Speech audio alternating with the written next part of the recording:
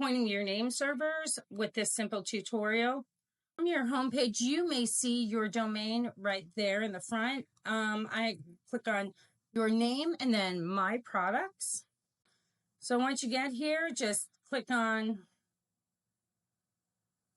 DNS.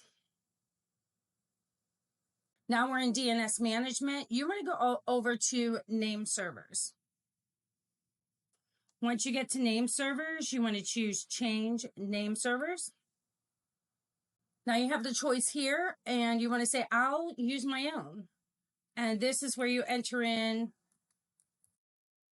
the information. I sent you an email. It's always a 1 and a 2.